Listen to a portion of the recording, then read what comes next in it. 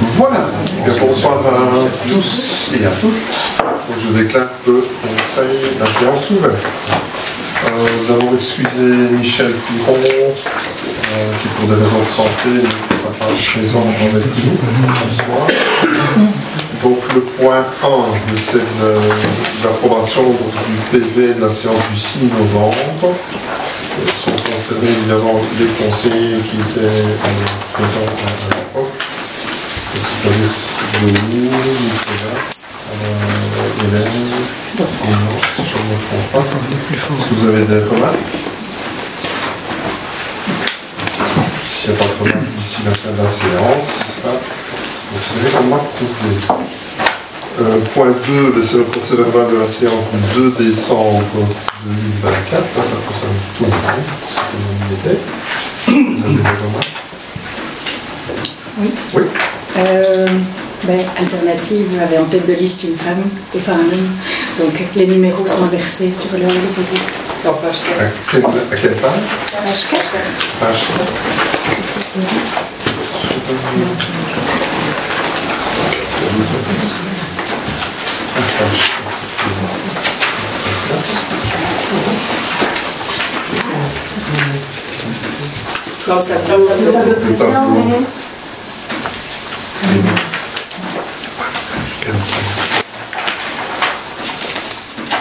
Le tableau précédent. C'est lié à l'ancienne aussi. Ah oui, c'est juste.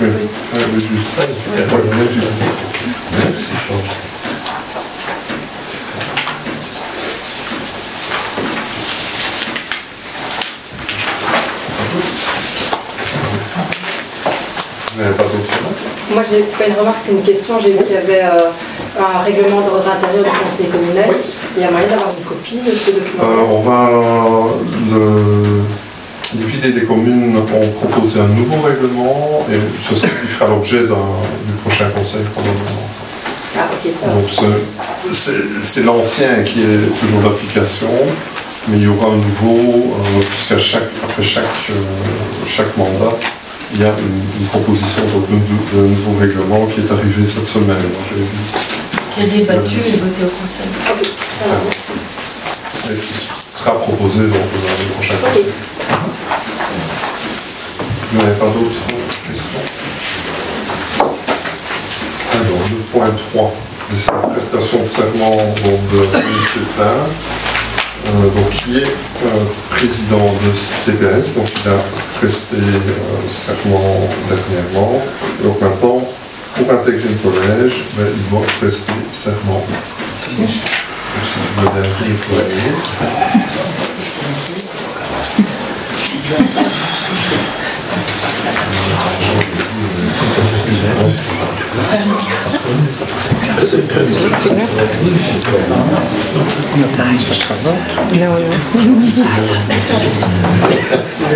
Éviter au moins l'obéissance à la Constitution et aux lois du peuple belge. Désolé pour l'avoir.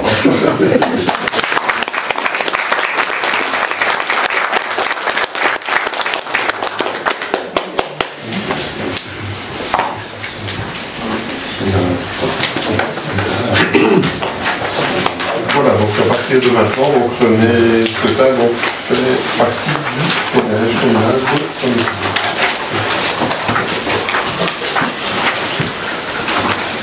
Alors, le point 4, c'est le gros point évidemment de ce conseil, et c'est le budget communal exercice 2025. Là, je vais céder la parole à Nicolas. Merci. Mesdames et messieurs les conseillers, chers amis courtois et chers amis courtois, aujourd'hui nous sommes amenés à voter le budget communal 2025, un moment fort dans la vie de notre commune. Rassurez-vous, même si le mot budget peut sembler austère, je vous promets d'essayer de rendre cette présentation aussi agréable qu'instructive. En effet, le budget, ce n'est pas juste une histoire de chiffres, de tableaux et de colonnes, c'est surtout l'histoire de nos projets, de nos ambitions et des moyens que nous nous donnons pour construire ensemble l'avenir de notre commune. C'est la traduction concrète de nos priorités, de nos engagements pour vous, les habitants. Alors permettez-moi une petite comparaison. Préparer un budget, c'est un peu comme préparer le repas d'une grande tablée. Il faut bien choisir ses ingrédients, bien doser pour éviter les gaspillages, mais satisfaire tout le monde, avouons-le, n'est jamais simple. Alors on fait de son mieux pour que ça plaise au maximum, et le plus important, c'est d'y mettre beaucoup de cœur. Avant de plonger dans le cœur du sujet, parfois technique, j'en conviens, je souhaitais vous donner quelques explications de base concernant un budget communal. J'exposerai ensuite une synthèse du budget avec les opérations importantes et je terminerai par une conclusion. Bonne écoute à tous et n'hésitez pas à poser vos questions à la fin si quelque chose n'est pas clair. Vu que c'est une première fois, je vais dire, de la mandature ici, je pensais que pour des nouveaux conseillers ou pour des personnes qui n'ont pas l'habitude de parler de budget communal, faire un petit exposé des points importants, des règles, etc. pour le budget communal. Donc qu'est-ce qu'un budget? Le budget, c'est un document qui reprend une estimation précise de toutes les recettes et toutes les dépenses susceptibles d'être réalisées pendant une année déterminée, qu'on appelle exercice budgétaire. C'est un acte de prévision, un acte d'autorisation et un acte politique. Le budget communal est préparé par le collège avec les services de l'administration et est soumis au vote du conseil communal. Ensuite, il est envoyé à la tutelle, donc à la région wallonne, au gouvernement, au ministre des pouvoirs locaux, qui vérifie et contrôle le budget sur base des critères de légalité et d'intérêt général. Dans un budget, on parle de services ordinaires et de services extraordinaires. On retrouve au service ordinaire les opérations courantes et quotidiennes. On retrouve au service extraordinaire les opérations d'investissement qui sont réalisées une seule fois et qui peuvent influencer durablement le patrimoine de la commune. Il y a des principes budgétaires à respecter. Premier principe, l'annualité. Le budget couvre une année civile. Deuxième principe, l'unité. Il y a un budget, un seul budget, même si on parle de budget ordinaire et de budget extraordinaire, en réalité, c'est un seul et même budget. Normalement, on devrait dire service ordinaire et service extraordinaire. L'ensemble des recettes couvre l'ensemble des dépenses, forme un tout. Le principe d'universalité, ça signifie que toutes les recettes et toutes les dépenses doivent y figurer. Il ne peut pas y avoir de compensation. Si on doit 1000 € à quelqu'un et que lui aussi nous doit 1000 €, on ne peut pas ne pas l'inscrire dans le budget en se disant ben, c'est bon, ça est à zéro. Non, toutes les opérations doivent être indiquées dans le budget. Il y aura 1000 € en dépenses, 1000 € en recettes. La spécialité. Inscription au budget d'articles budgétaires qui définissent des affectations précises des dépenses et des recettes. Donc des crédits ne peuvent être utilisés qu'aux fins prévues par ces articles. On ne peut pas utiliser l'article, par exemple, fourniture de bureau pour payer une facture d'électricité. Le principe d'équilibre. L'ensemble des recettes doivent permettre de couvrir l'ensemble des dépenses. Le budget ne peut donc présenter un mali à l'exercice propre. La sincérité. On ne peut omettre certains éléments, ni surévaluer ou sous-estimer sciemment des recettes et des dépenses. Et le principe de publicité, le budget, une fois adopté, peut être consulté par le public, il doit toujours être discuté et voté en séance publique.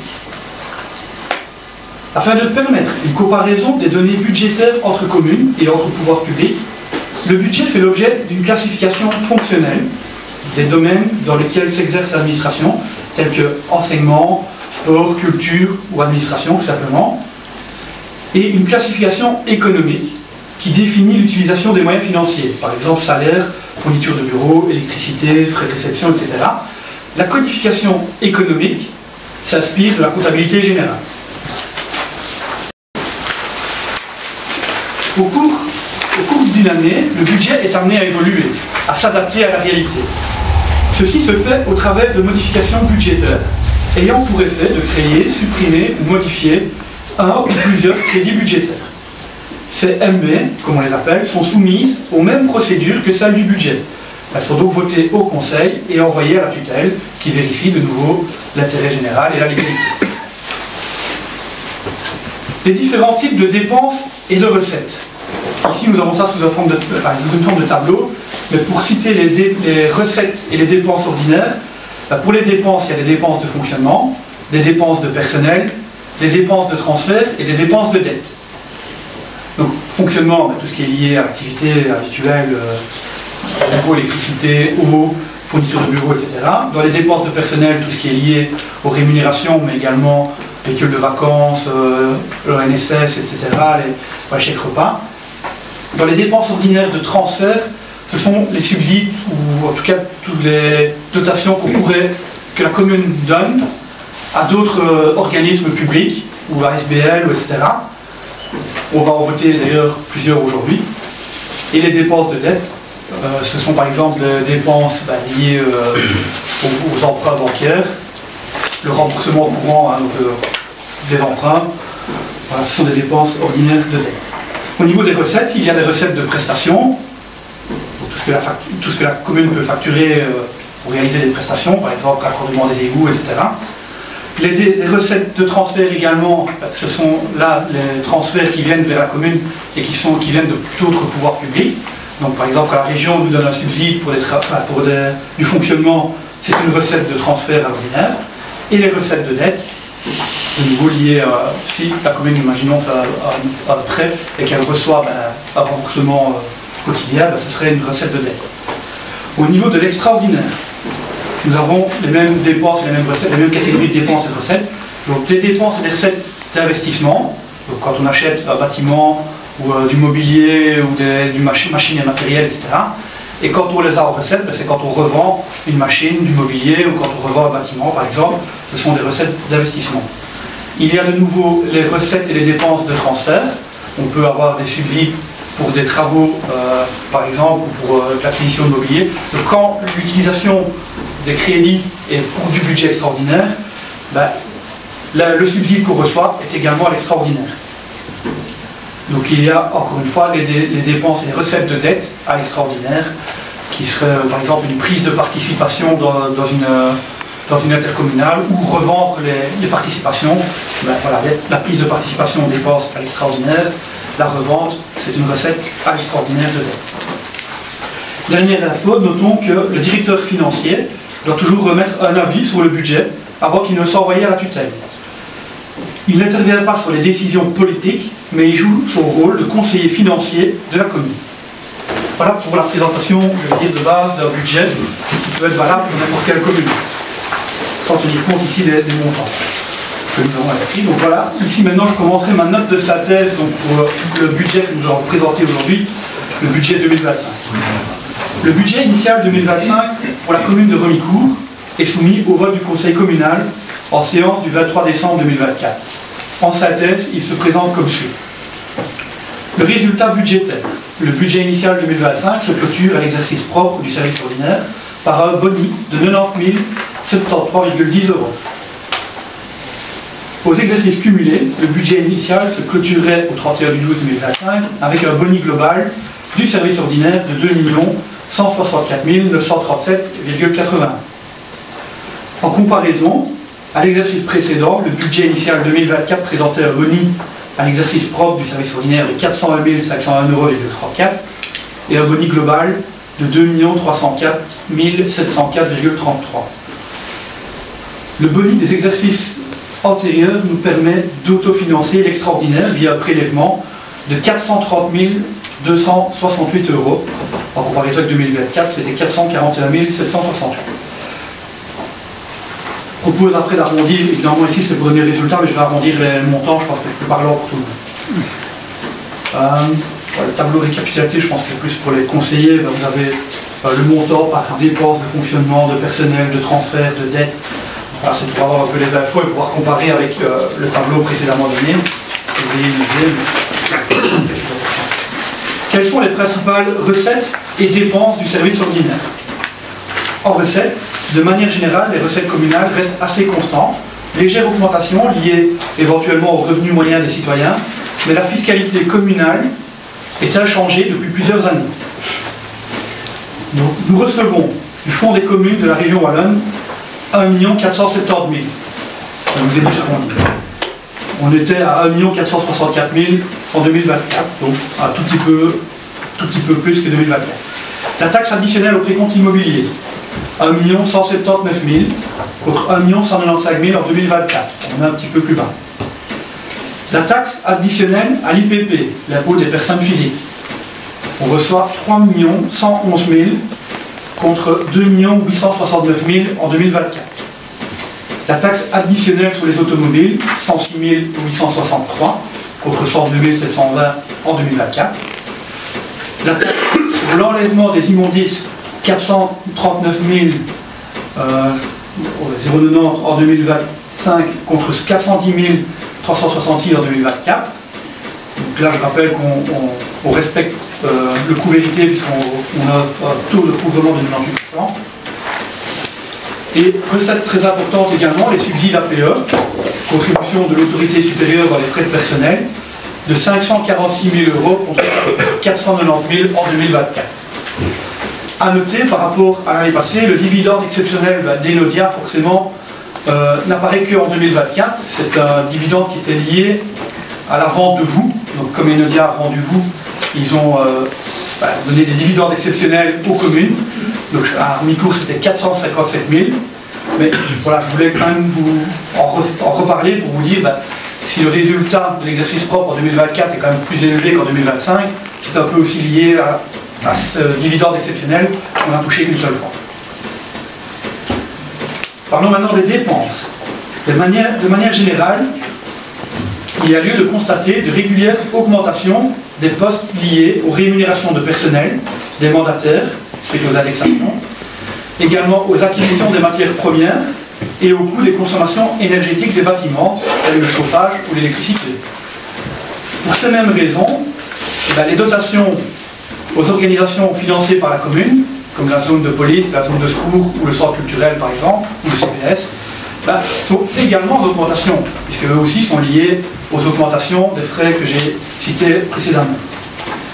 Donc je cite en dépenses importantes de la commune, la dotation à la zone de secours de 139 000 € à peu près, j'arrondis les chiffres comme tantôt, mais on en reparle tout à l'heure puisqu'on le vote aujourd'hui. La dotation à la zone de police, 612 000 €, on en reparle également aujourd'hui. La dotation au CPAS de 549 000 €, donc là par rapport à 2024 c'était 524 000, et le subside au centre culturel, 93 000 qui est le même que 2024. Ça, ce sont donc pour les dotations que je disais aux autres organismes. Maintenant, dans les autres dépenses importantes, je citerai les prestations de tiers pour voirie, que nous avons chiffrées à 100 000 € pour 2025, contre 135 000 en 2024. Les frais de gestion et de fonctionnement informatique de 140 000 €, contre 120 000 € précédemment. Intervention communale pour alimenter le fonds de pension, le second pilier, 62 000 € contre 56 600 en 2024. Les frais de consommation de l'éclairage public, 50 000 €, idem l'année précédente. Entretien des plantations le long des chemins, 51 000 € contre 45 000 en 2024. Et la cotisation Intradel, 217 000 € contre 203 000 en 2024. C'était donc ici les dépenses et les recettes importantes de la commune. Il y en a évidemment bien d'autres qu'on pourrait citer, mais j'ai cité ici ce qui était assez parlant de notre commune. À l'extraordinaire, il est important de parler des travaux prévus au budget 2025. Voici une liste des principales inscriptions budgétaires au service extraordinaire. Il s'agit principalement des projets inscrits lors de l'exercice précédent, mais qui sont toujours d'actualité. Au niveau de l'administration communale, réfection et aménagement de la salle du conseil pour 30 000 €, achat de matériel informatique pour 20 000 €.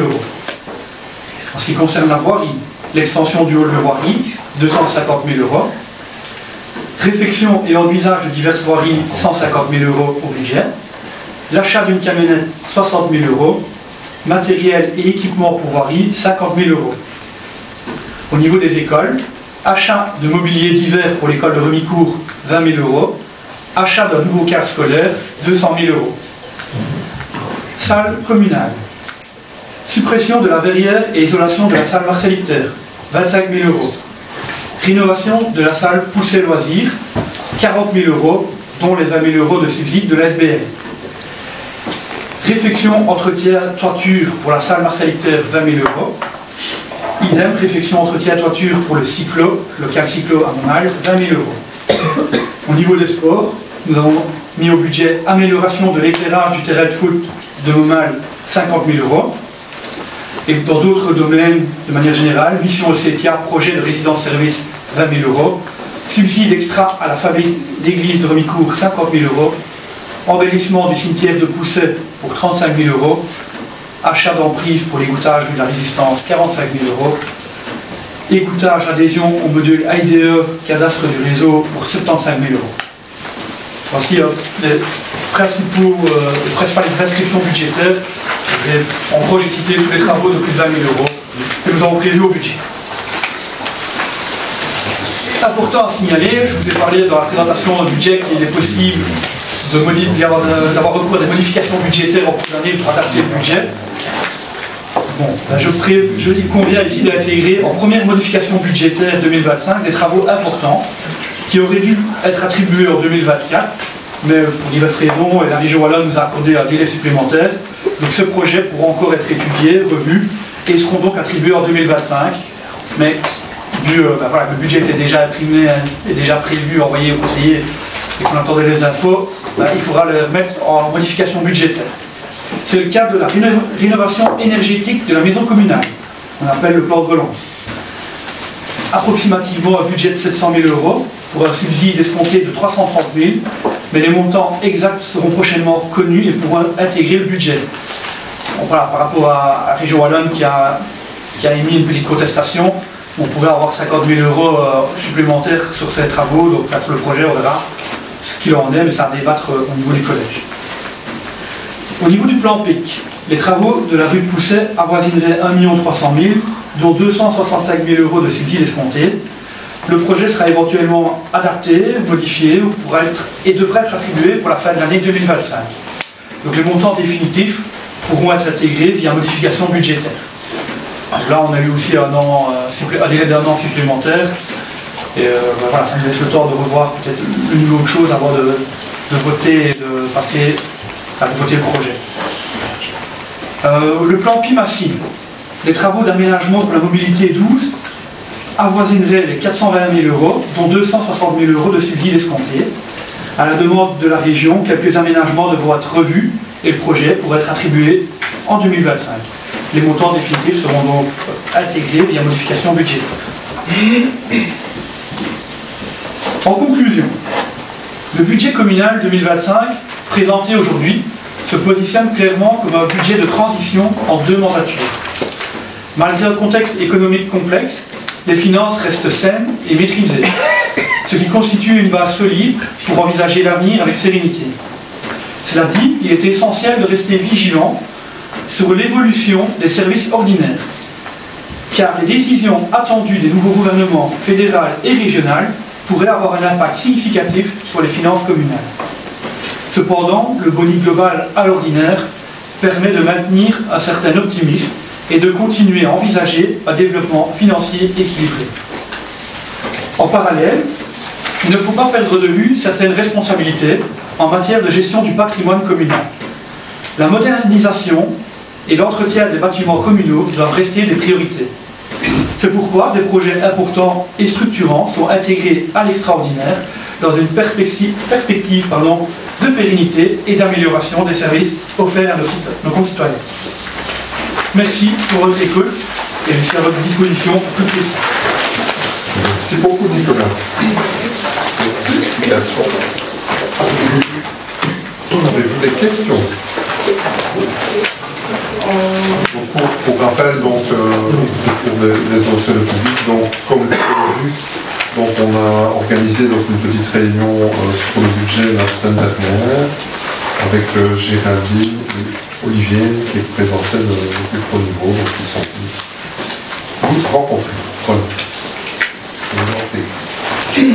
On commence par l'ordinaire, ça va. En page 17, les traitements et prix des vacances mandataires ont augmenté, c'est une indexation. Oui, c'est l'indexation normale, je passe de 203 700 en 2024 à 209 000 en 2025.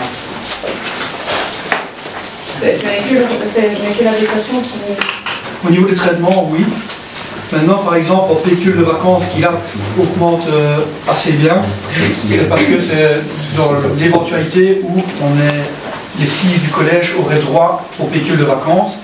Ce n'est pas le cas, donc le montant pourrait être diminué en modification budgétaire, parce qu'en réalité, on n'aura pas besoin de caisse. Sinon, au niveau des traitements, il y a une petite modification puisqu'on est passé à 6 000 habitants. On dépasse les 6 000 habitants. Le fait que le campus ne soit pas intégré, tu l'as expliqué, c'est particulier, parce que c'est parce que en théorie, il va être attribué fin 2024. Donc quand les travaux, ça serait que c'est important aussi pour tout le monde. Mais quand des travaux sont attribués en 2024, ils font partie du budget 2024, ils ne sont pas inscrits au budget 2025.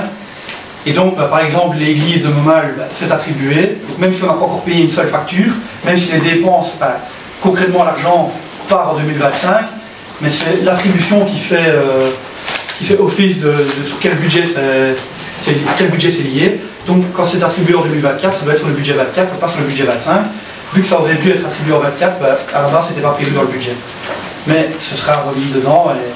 Et après, je sais que, je peux dire, petite remarque qu'on a. C'est toujours un petit peu plus compliqué, évidemment, pour un budget communal par rapport à un budget dans une entreprise, puisque on a différents travaux, donc Nicolas vient de le dire, donc les travaux de l'église de Montmal, mais il y a aussi la rénovation de l'école de Remicourt.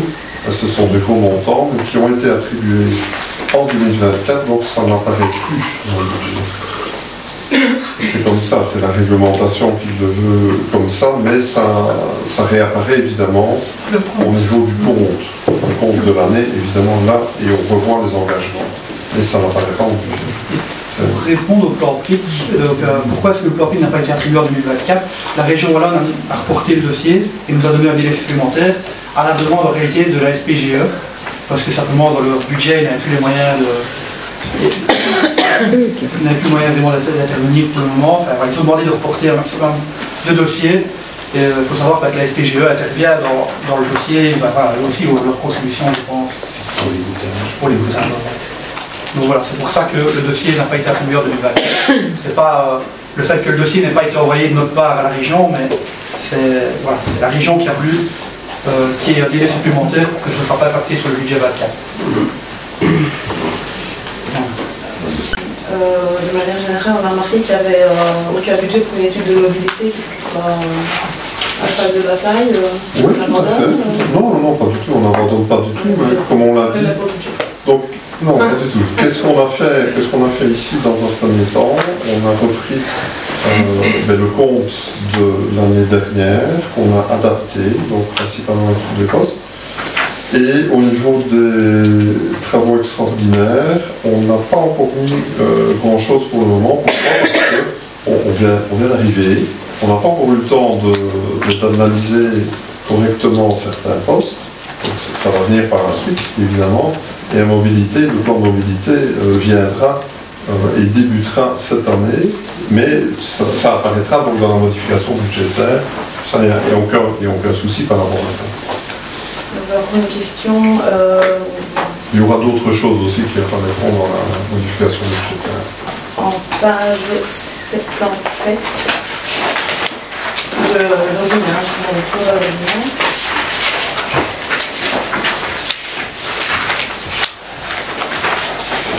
Vous avez augmenté le montant des redevances dans les dépenses des redevances pour le contrôle des nouvelles importations. Des importations par géomètre. Nous avons augmenté d'environ, ça fait pas d'environ de pile 3 000 €. Vous ne comptez plus faire le coup vérité, parce que dans les recettes, par contre, à la page 10, on est resté à 11 133 €. C'est peut-être une petite copie. C'est possible. C'est possible. Et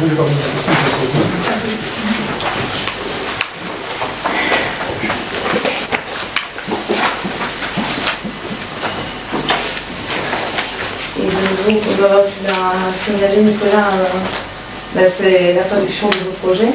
Au niveau de la concertation citoyenne, vous avez mis 1 000 €. Ça veut dire qu'il n'y aura pas d'intervenant extérieur pour permettre une qualité du débat et la neutralité de la discussion. Ce n'est pas... Dans un premier temps, non, puisqu'on va partir à la rencontre des citoyens. Je vous donnerai les dates par la suite. Je vous donnerai plus d'explications dans la communication. Les frais qui sont inscrits pour l'instant, mais c'est plus pour une participation au niveau des frais de boisson dans un premier temps.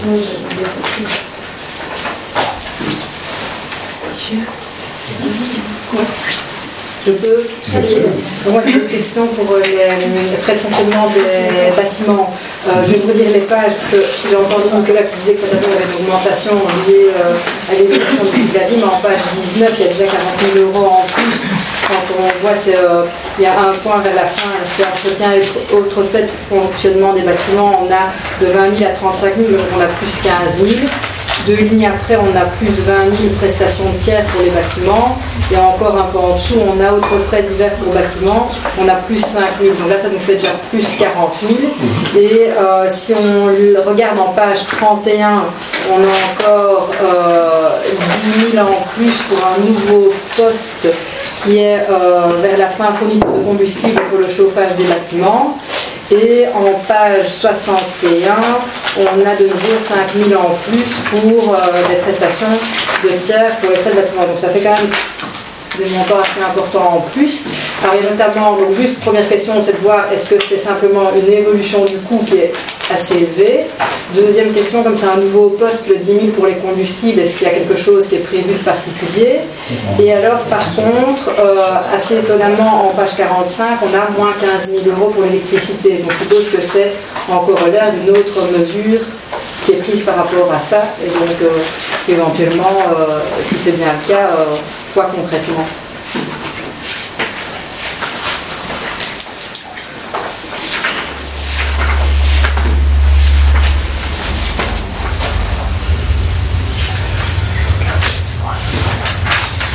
Je me renseigne là-dessus parce que là j'avoue que je ne sais pas exactement l'électricité, le gaz, il y a eu un changement.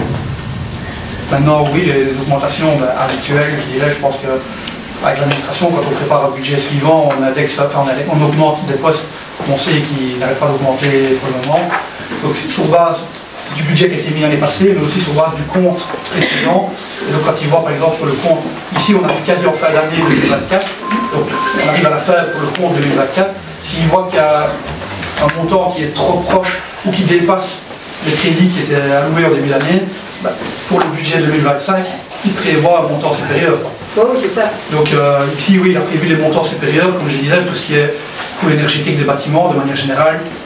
Donc les 50 000, c'est de l'augmentation du coût estimé. Les 15 000, on verra après. Je suis un peu étonné avec l'électricité qui diminue, maintenant peut-être, enfin, voilà, je vais m'enseigner en effet. Et pour les nouveaux combustibles, 10 000, c'est un projet de changement.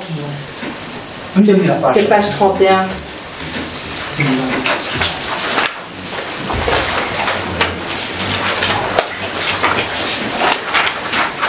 C'est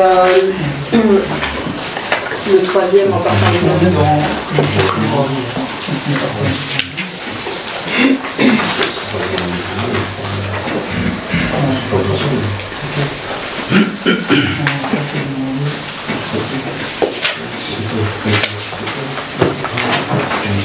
Je vais demander aussi celui-là. Ça va, merci.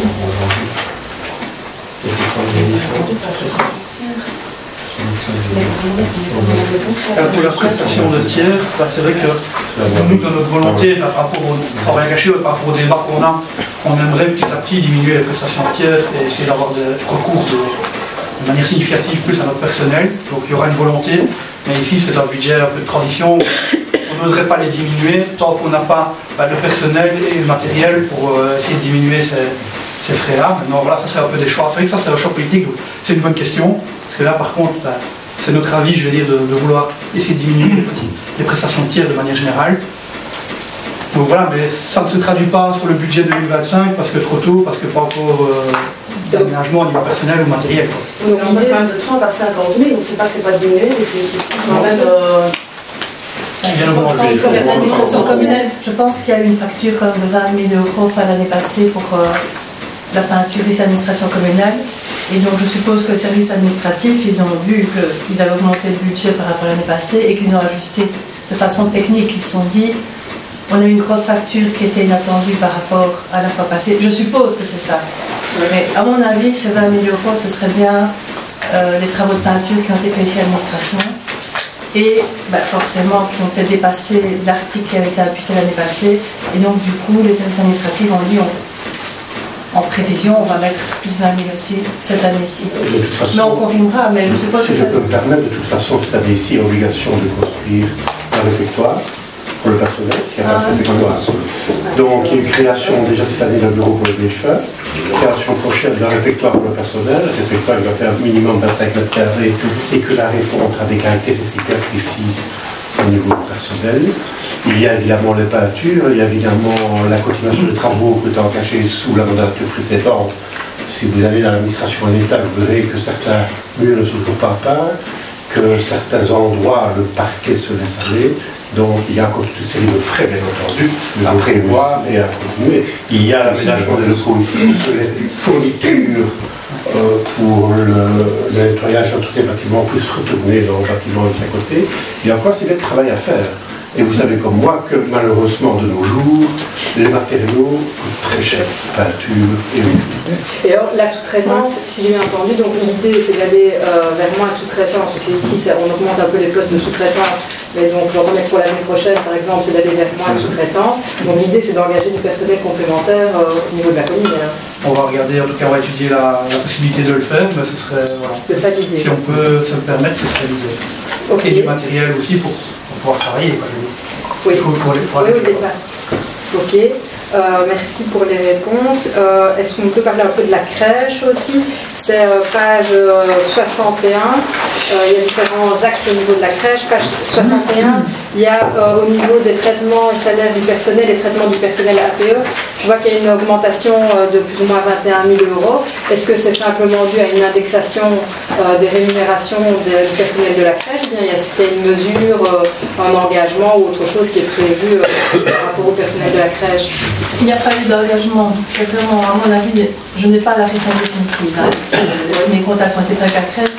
Pour moi, c'est l'indexation et aussi, il y a beaucoup de personnes qui tombent en... Enfin, il y a beaucoup de renouvellement au niveau du personnel, avec des engagements, des remplacements, des contrats de remplacement, et parfois il faut renforcer aussi les absences pour maladie. Et donc, j'ai des engagements qui sont très, très spontanés, si je puis dire. Et donc, je suppose que ça impacte le budget. Mais probablement, ils ont ajusté par rapport à l'année passée. Ok. Et comme vous en parlez justement, vous êtes sans doute au courant, mais à la crèche, il faudra en reparler à mon avis lors d'un prochain conseil communal. Il y a quand même certains problèmes qui expliquent notamment le turnover qu'il y a au niveau du personnel. Donc il faudra sans doute reparler. Alors sinon, au niveau de la crèche aussi, je vois qu'il y a une augmentation, donc contribution, c'est page 62, autres pouvoirs publics dans frais de personnel crèche, donc on a une augmentation de 56 000 €, et on revient plus ou moins au montant de 2023. Donc la première question, c'est comment est-ce qu'on a cet argent-là supplémentaire qui arrive? Est-ce que c'est un droit à un subside complémentaire, ou comment il y a cette augmentation-là?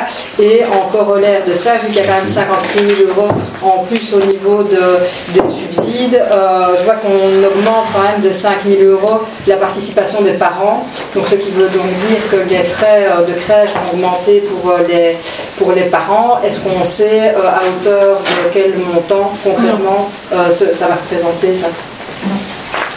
Et on saurait, parce que je suppose que si vous avez fait l'estimation de 5 000 €, c'est que vous avez quand même des chiffres, c'est possible de le savoir pour la fois prochaine. Oui, bien sûr, on se renseignera pour la fois prochaine. Oui, et les 56 000 € pour la fois prochaine. Oui. Ah, merci. Ça dépend un peu. On a vu dans le global, je crois que dans le global que Nicolas présentait, qu'au niveau APE, ça empruntait assez fort, donc évidemment la probablement des contribution... engagements APE, mais ce n'est pas la réponse définitive. Ok.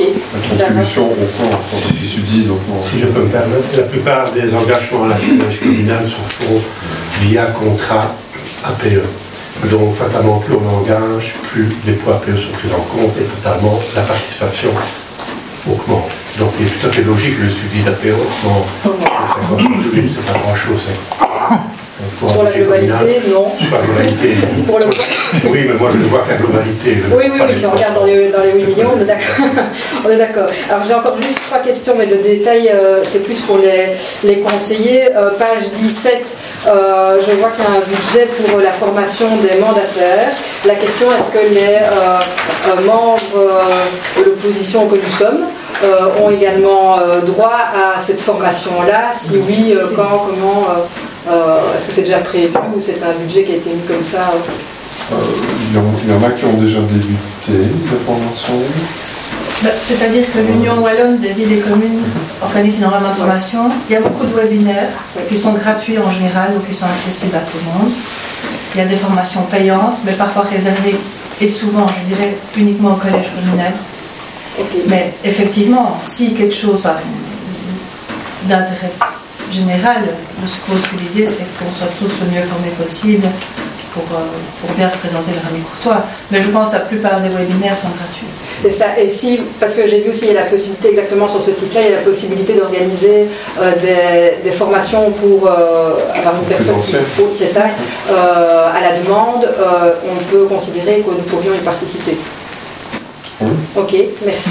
Et alors, pour toujours page 17, la RC mandataire, ça ne couvre que les personnes membres du collège, je suppose, ou ça concerne également les conseillers. Ça concerne aussi les conseillers. Donc on est couvert aussi en responsabilité. En responsabilité, lorsqu'il y a, lorsque vous causez un dommage. Ok. Uniquement pour ça. Et j'ai une dernière question. C'est au niveau de la cotisation à l'Union des villes et communes de Wallonie, justement. Donc on renouvelle l'affiliation. Est-ce que nous, en tant que conseillers, on a également le droit de poser des questions, ou bien c'est réservé uniquement au directeur, voire au collège? Moi, je vais tester dans le passé, mais je ne pouvais pas avoir de réponse. Donc c'est collège directement. Ok, ça va. Merci beaucoup pour les réponses. J'en ai fini. Alors, moi forcément, je me vois un peu plus environnement, agriculture. Dans le budget ordinaire, page 33, c'est l'article sur celui dont on parlait, Nicolas, l'entretien et des plantations le long des chemins. Il y a une augmentation de 6 000 €. Et c'est pourquoi indexation ou autre chose? Voilà, simplement, ça coûte, pour le moment, ce sont des prestations, je pense, qui sont il y a eu plus de haies aussi, il y a de plus en plus de haies, donc il faut les entretenir. Ce sont les prestations de tiers ou les plantations d'elles-mêmes? Ici, c'est mis en tout cas entretien des plantations.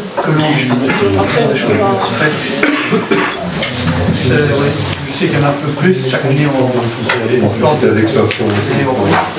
Et c'est fait par un externe, enfin un externe sur la commune. Ça dépend, pas toujours.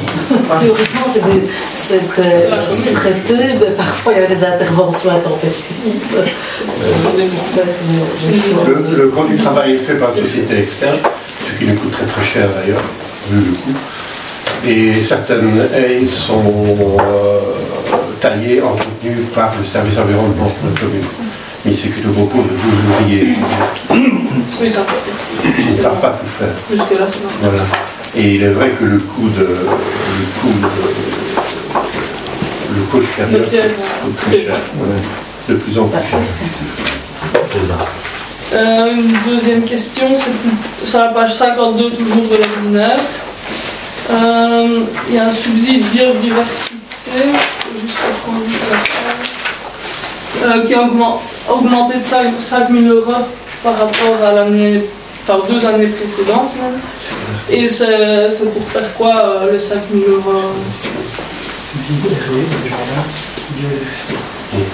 Et ce sont des subsides que nous recevons de la région Wallonne pour justement planter certaines haies pour l'entretien des haies. Et c'est la région Wallonne qui a augmenté alors? C'est la région qui a augmenté.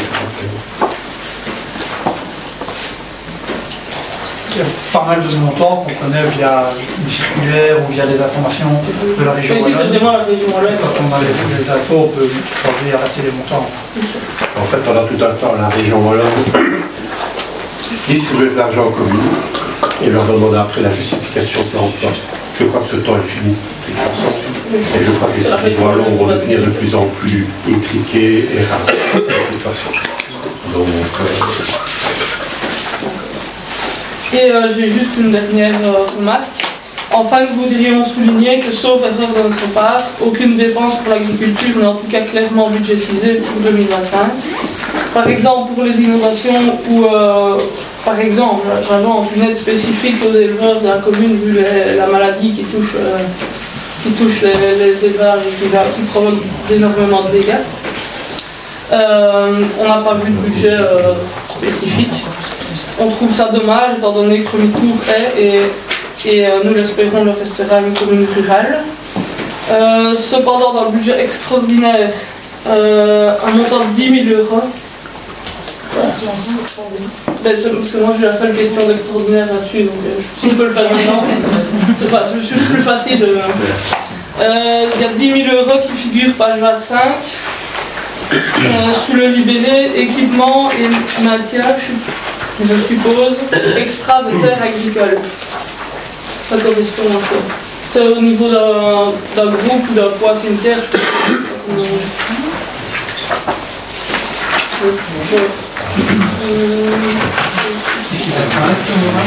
Ouais.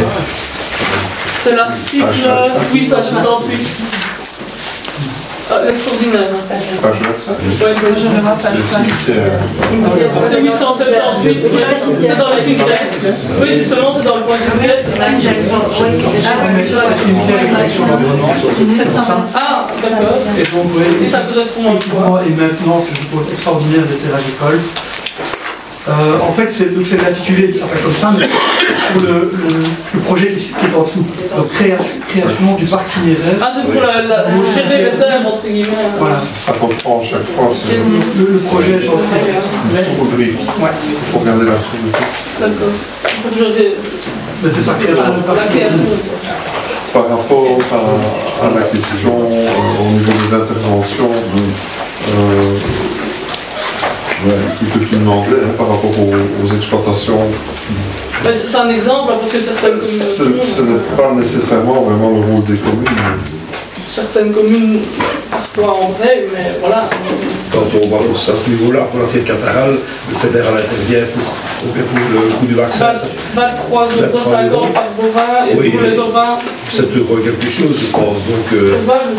Si, je pense que c'est 7 € quelque chose. Donc, je pense que la commune peut vous dire, parce que le coût est repris. Donc voilà. C'est pas le coût total. De la région. C'est pas le coût total. Non, je sais très bien, oui, c'est de l'intervention. Donc, ah oui, mais vraiment, c'est un exemple. On peut venir faire encore intervenir. Si le fédéral me donne déjà que 7 €, quoi. Donc, non, 23,50 €. Non, mais pour les ovins, et 23,50 € pour les ovins. Donc, et je sais qu'il y a les indemnités aussi qui vont être prises en compte par la région Wallonne.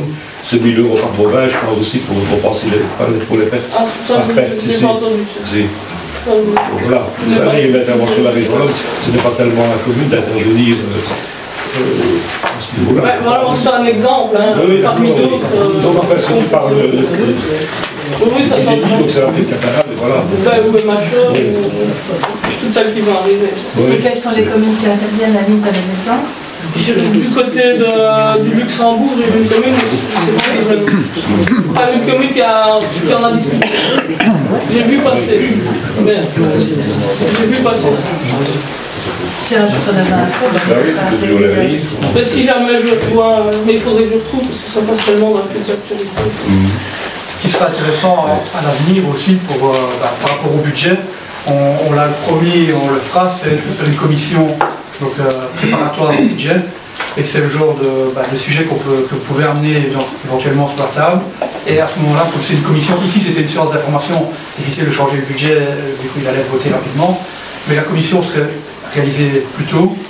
C'est le genre de débat qu'on peut avoir, c'est le genre d'inscription qu'on peut changer, si la discussion est intéressante et qu'il y a des idées intéressantes, la commission est faite pour ça.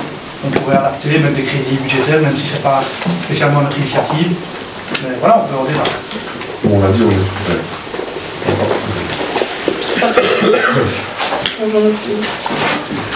Ok. Alors, moi j'ai deux petites questions. Donc je retourne à l'ordinaire, service ordinaire, en page 18, au niveau du produit des amendes administratives. Vous m'avez dit qu'il y avait une augmentation de 4% par rapport au budget. On passe de 7 000 à 10 000. Donc on se demandait en fait de savoir comment vous alliez vous y prendre, qu'il y a plus de répression que prévu. Mais si on regarde par rapport à 2023, on se rapproche du budget de 2023. Donc c'est sur base des résultats de 2023. Mais c'est toujours la même chose. Hein. Donc on repart des chiffres de l'année précédente, des années précédentes qu'on compare. on voit les résultats du compte puisqu'on est assez proche. Et c'est un mélange un peu de tout ça. Maintenant, vous dire exactement comme ceci, c'est un peu compliqué. Mais c'est chaque fois le même exercice pour chaque poste. Ok. Deuxième question, page 53. Niveau des fournitures techniques pour réception sportive. Donc là, on voit qu'on a une grosse augmentation, on passe de 1500 à 5000. Et vous demandez pour quel projet, dans quel cadre, on a prévu une telle augmentation sur ce poste. Oui, donc on a... Parce que là, si on regarde 2023, on est à 310. Oui, c'est logique. C'est logique simplement pour ceux qui se souviennent avant la mandature précédente, pas c'est avant, mais c'est avant, il y avait le Remisport, qui était une organisation dans le but de récompenser les mérites sportifs. Et voilà, c'est une belle manifestation. On a l'intention de remettre ça en place, en tout cas une manifestation pour récompenser les mérites sportifs de notre commune. Donc ça n'a plus été réalisé sur la mandature précédente, mais on a l'intention de le refaire. Et donc il fallait évidemment, pour pouvoir le faire, adapter les budgets. Ok. Ouais. Merci. En tant qu'ancienne trésorière de l'association de parents d'élèves, j'ai évidemment quelques petites questions sur les écoles. D'abord, un coût qui augmente par rapport au personnel d'entretien. Pourquoi est-ce qu'il faut plus 15 000 € sur le personnel d'entretien? Page 41. On est à plus de 10%. Entre 2023 et 2024, c'était déjà ça, je comprends, c'est l'index. Il y a un agrandissement à l'école de Remont, des classes supplémentaires. Déjà ça. Et donc les horaires ont augmenté. Ok. Par contre, point de vue surveillance pendant les repas et point de vue traitement des garderies matin, soir et mercredi, là on a une diminution à chaque fois de 7 000 €. Donc c'est toujours 41 et alors les garderies c'est page 51. Donc les deux postes ont diminué chacun de 7 000 €. Par contre, pour les garderies, la cotisation des parents, elle ne change pas. Donc, et on n'a pas de diminution d'enfants. C'est le contraire.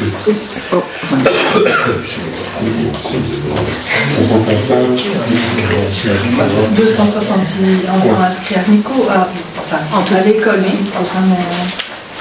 Je me renseignerai pour la fois prochaine. Merci. Voilà, crèche pour le montant là. Parfait. Page 42, on parlait des fruits et légumes, des subsides pour des fruits et légumes. Et on est revenu au montant de 2023. Mais en 2023, il y avait les fruits et légumes et il y avait les laitages. Vous voulez recommencer les laitages? Est-ce qu'il y a une volonté de repartir sur... Franchement, je sais pas. On a discuté, puis avant on discute de beaucoup de choses, mais on n'a pas encore discuté cette volonté-là.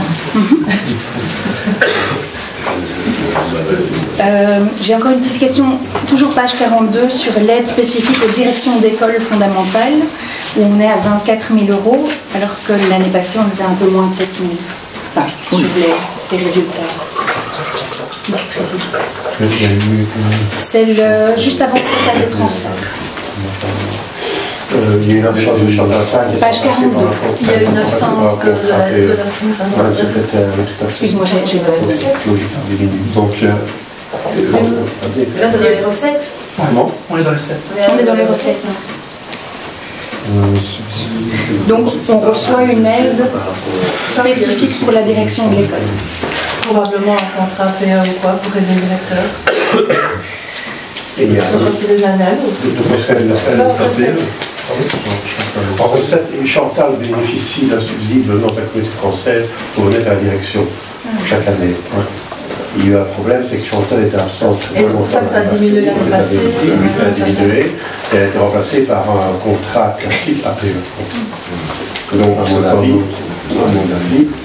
c'est quoi? Donc c'est 2024 qui est exceptionnel dans le sens où il est bas. Ok.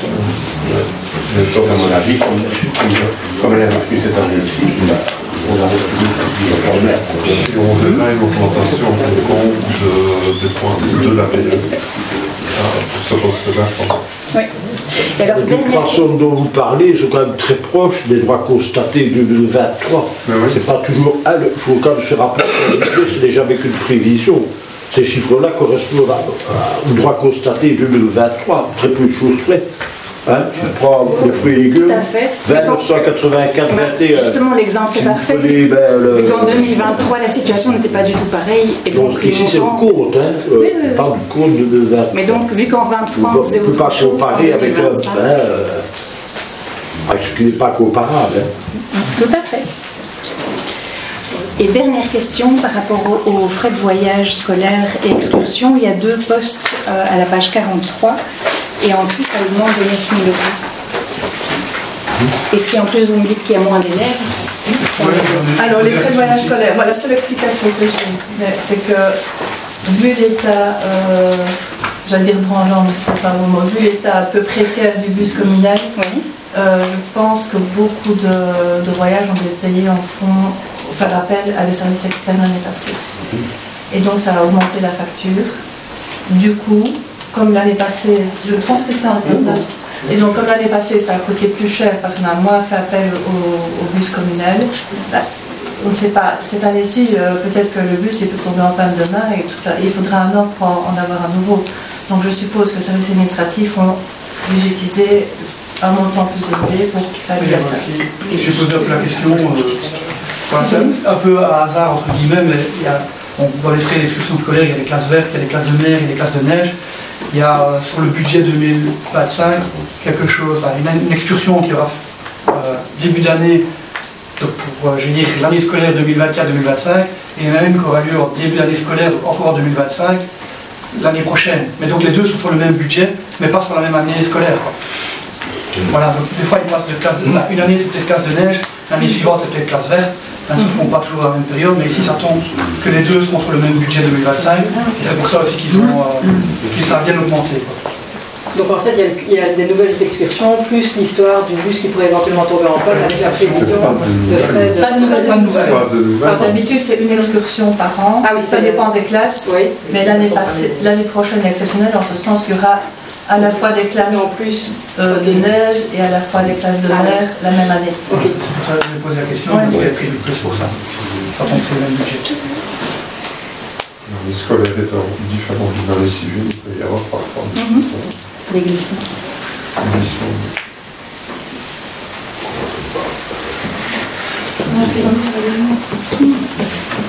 Alors moi j'ai quelques petites questions aussi.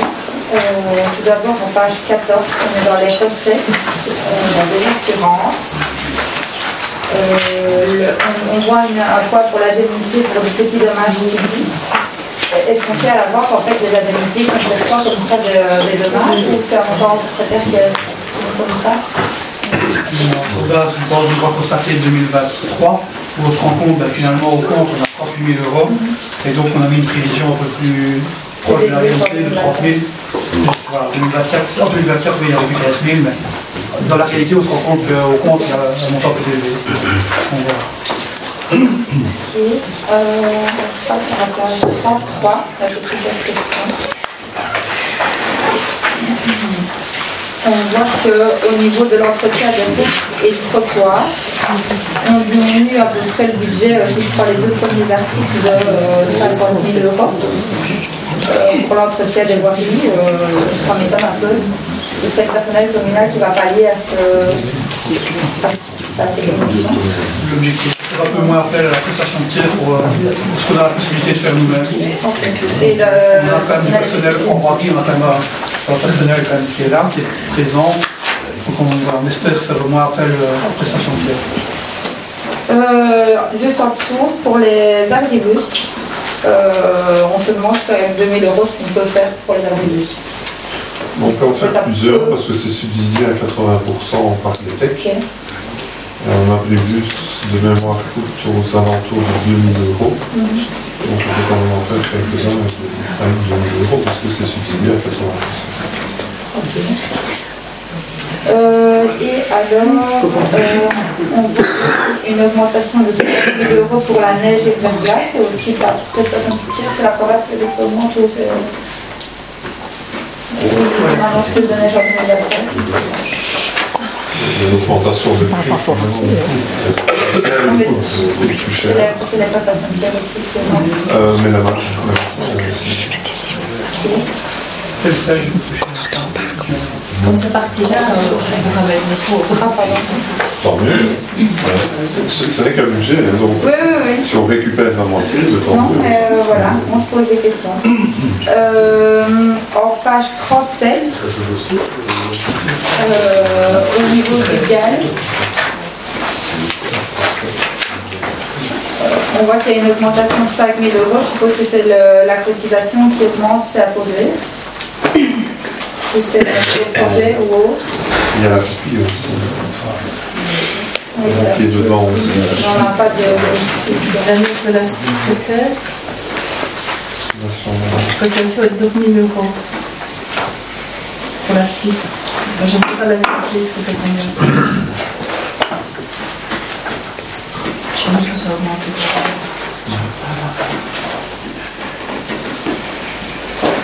Dans les cotisations, on a les infos aussi, un manque de budget. Ça va, parce qu'on n'est pas toujours obligé de prévoir sans parce que sur les cotisations en cours d'année, on ne sait jamais à l'avance, combien tu vas payer à la SPI, à l'AIE ou à quelconque, ou à un SBL quelconque. Et donc fatalement, tu dois bien avoir, tu es obligé d'avoir un article pour faire des dépenses. Donc fatalement, tu dois prévoir une recette, une prévision de recette. Et moi, cette recette t'a amené à changer. Bon, c'est vrai qu'on prévoit toujours un peu plus. La SPI, c'est un montant par habitant, c'est 1,5 € par habitant. Donc si on ça veut dire que par 6 000 €, c'est 9 000 €. Si le nombre d'habitants a changé, si le nombre d'habitants a changé, ça change.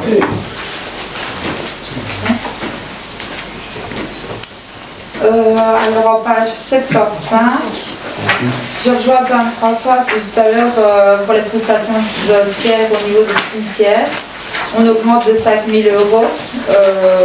Voilà, c'était plutôt la remarque dans le sens où vous souhaitiez diminuer les prestations. Je pense que c'est aussi dû à l'augmentation des prix. Je pense que les prestations tiers ou les cimetières, il n'y a pas de projet spécifique, quoi. Non, pour le moment, non. Il n'y a pas de projet. Non, mais ce n'est pas réalisé, donc l'entretien des cimetières n'est pas réalisé par le personnel communal. C'est une société de travail adapté. Voilà. Et donc, les montants augmentent, les charges augmentent, mais voilà, c'est comme ça que ça se passe pour le moment. Mais dans une transition, ça reste comme ça. Je ne sais pas si on verra ça plus tard. Et j'ai une dernière question à l'extraordinaire. On prévoit un montant de 150 000 € pour la réfection des voiries. Vous savez déjà lesquelles on fait qui sont mis à ça, puis ça pas encore planifié. On va demander tout de suite. Il ne faut pas l'oublier. On va demander une dessert dans la lavanderie. C'est un montant qui est remis donc, comme l'année précédente. Je pense que c'est important d'avoir un montant qui permet de prévoir, de pallier aux plus urgents en tout cas. Et donc il faut l'allocation pour voir s'il y a des rues plus urgentes. Maintenant c'est vrai qu'il faudra faire une étude, analyser un peu les cas les plus urgents. On n'a pas encore au route de ce qu'on souhaite faire, mais c'est encore à long terme. Ouais. Il nous laisse un petit peu de temps quand même pour travailler. Quand même reconnaître aussi que ces dernières années, les voiries ont été fort négligées. En tout cas, je parle parce qu'on parle d'entretien. Évidemment, plus on attend, plus ça coûte cher. Donc, à 150 000 €, c'est pas grand-chose.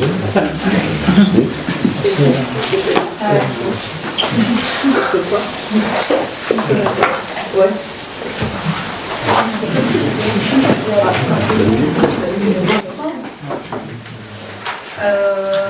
Au niveau de l'extraordinaire, maintenant, à la page 11, pour l'extension du hall voirie, vous avez laissé 150 000 €, vous n'avez pas reçu de devis en décembre. On a appris clairement que ce montant-là était trop bas. Oui, ça sort le temps dans quelque chose. Oui, on le sait, on devra l'augmenter pour Bon, si on a le bon montant qui arrive, on va pouvoir prendre une modification budgétaire pour le plancher.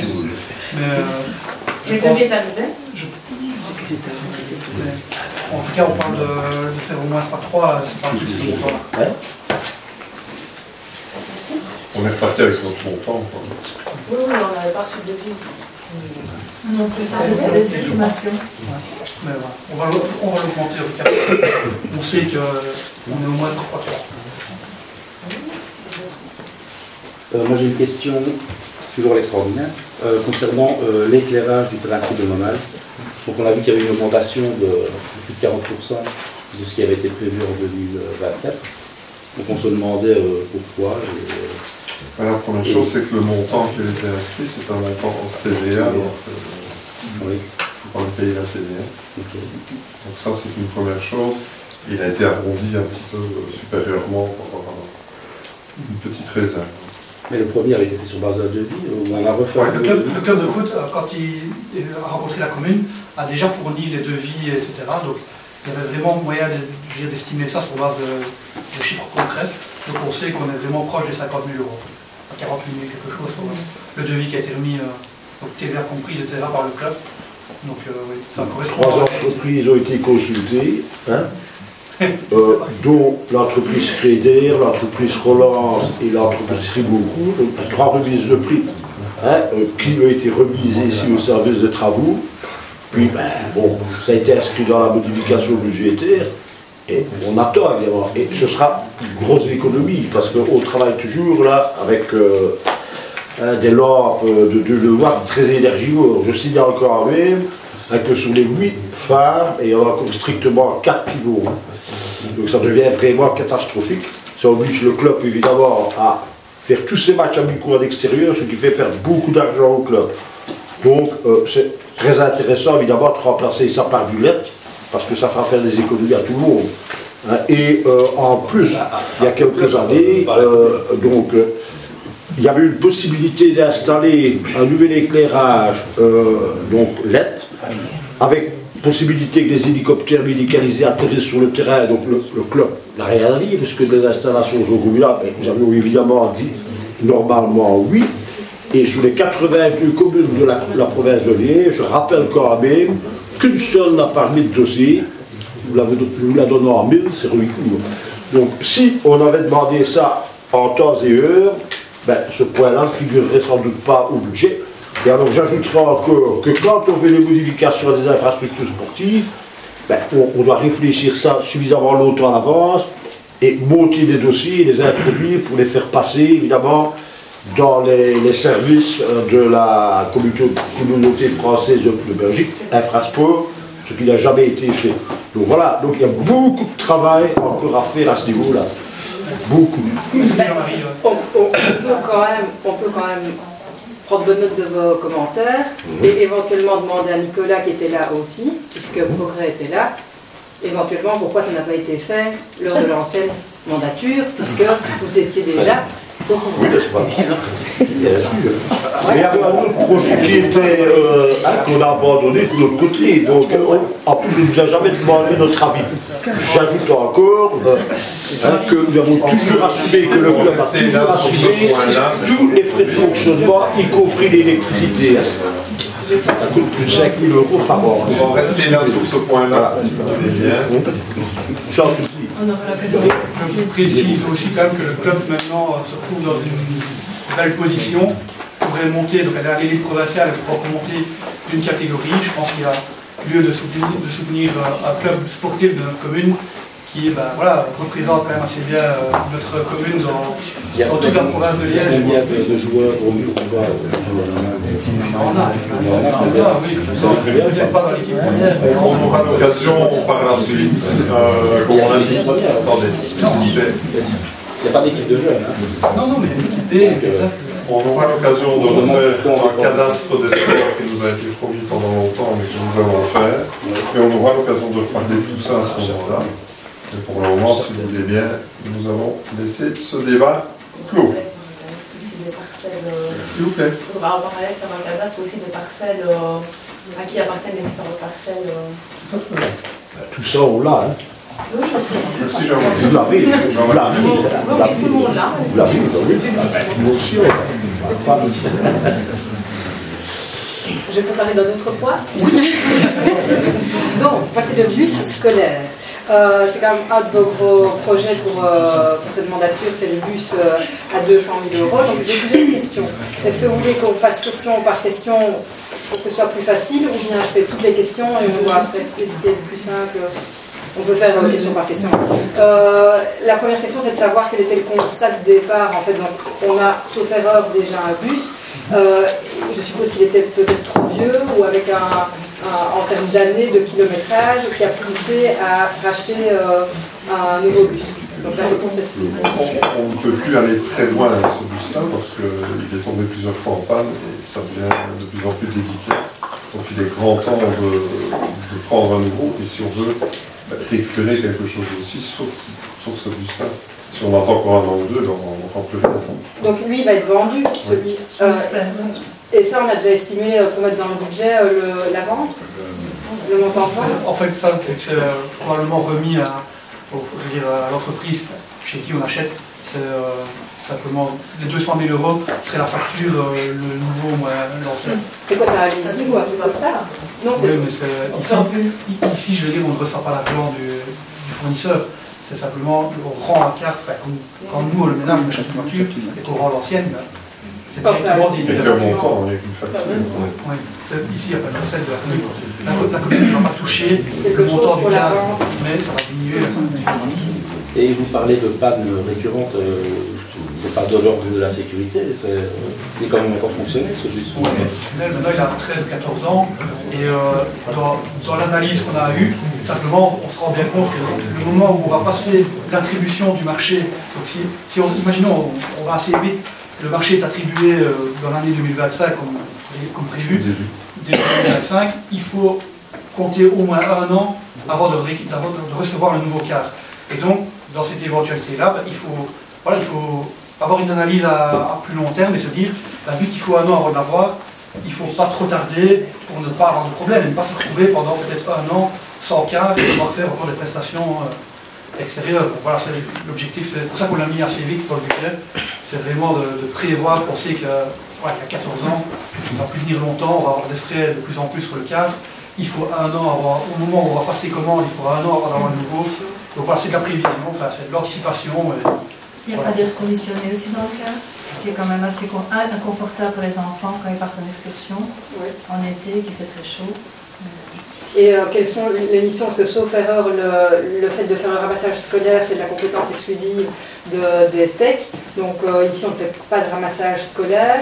C'est prévu pour faire quoi? Pour aller les conduire à la piscine, en excursion. Sachant que le problème, c'est que c'est fort encadré juridiquement, justement, ce qu'on peut faire avec un bus local et qu'il y a une notion de régularité dans les missions. Donc, prendre les pensionnés ou même pour les enfants en fonction de la finalité de l'utilisation. Donc, c'est assez réglementé, limité. Donc, concrètement, quelles sont les activités qu'on aura avec ce bus-là? Ce qui est fait pour l'instant. Alors, je ne sais pas si la commune ne peut pas faire ce qu'elle fait pour l'instant, mais en tout cas, elle le fait depuis toujours. Donc, ce n'est pas vraiment un ramassage scolaire, c'est plutôt circuler. Il n'y a pas de tech qui vont de hôtel à Montmal aux heures. Donc, je pense que la notion de régularité est importante. Le fait que c'est fait de façon régulière, quotidienne, c'est autorisé. Mais c'est vrai que la législation, moi j'ai beaucoup lu là-dessus, est relativement floue pour ce qui peut être fait ou pas. Et tout ce qui est d'accord qu'une excursion à visée pédagogique est autorisée, mais pas un truc à visée touristique, c'est ça. Et alors, pour ce qui est d'autres usages, on doit vraiment bien se renseigner, bien réfléchir. On est en train d'analyser la chose. Je suis en contact avec la dame du service public de Wallonie. Mais les infos que j'ai eues, c'était fou parce qu'elle a dit c'est pas très clair pour eux non plus, en fait. Oui, comme des avocats, enfin. Il y a des communes, moi j'ai trouvé 3 communes dans le sud du Luxembourg. Ils louent même le car communal à des associations qui le souhaitent. Je ne sais pas si elles sont en infraction ou pas, mais en tout cas elles le font. Il y a une commune, je ne vais pas citer la commune, mais elle prend ses pensionnés, elle les amène à 60 km de là chaque fois qu'il y a un spectacle dans la ville voisine. Donc c'est étonnant parce que quand je lis la législation, effectivement ça n'a pas l'air d'être autorisé, mais beaucoup le font. Donc enfin, voilà, c'était juste pour voir si vous étiez, je n'en doute pas, vigilant à ce point-là, parce que le cadre est quand même assez strict. Et alors, sauf erreur, il y a une personne à temps plein qui travaille pour ce cadre-là, qu'on a pour le moment. Est-ce que sur base des missions actuelles et des missions envisagées, enfin des missions de l'utilisation de ce cadre-là, est-ce que vous pensez qu'une personne à temps plein, c'est nécessaire? Alors elle ne fait pas que ça. Ah, voilà. Qu'est-ce qu'elle fait?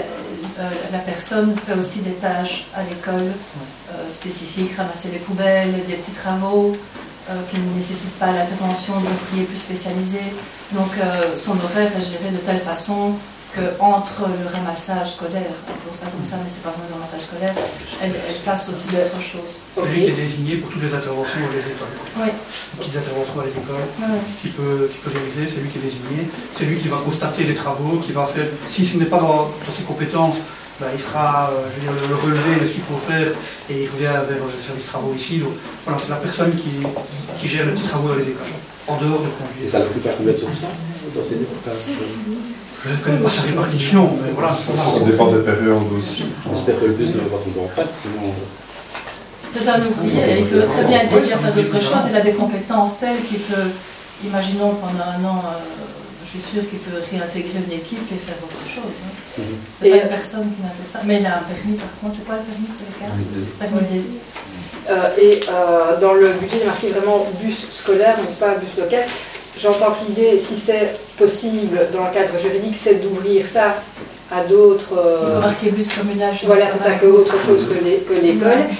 Il y a quand même des communes qui parfois arrêtent justement l'emploi d'un bus scolaire pour différentes raisons, notamment financières. Est-ce que si jamais vous vous rendez compte, puisque on dit que là, le délai est quand même assez long pour prévoir le cas où il y a un problème, est-ce que si l'utilisation qui est autorisée n'est que pour les écoles, on maintient quand même cet investissement-là, ou bien vous l'avez envisagé uniquement dans l'optique où il pourrait être plus large que simplement pour le scolaire? Non, je pense qu'on l'a envisagé pour l'instant uniquement dans le cadre scolaire, en espérant pouvoir l'élargir.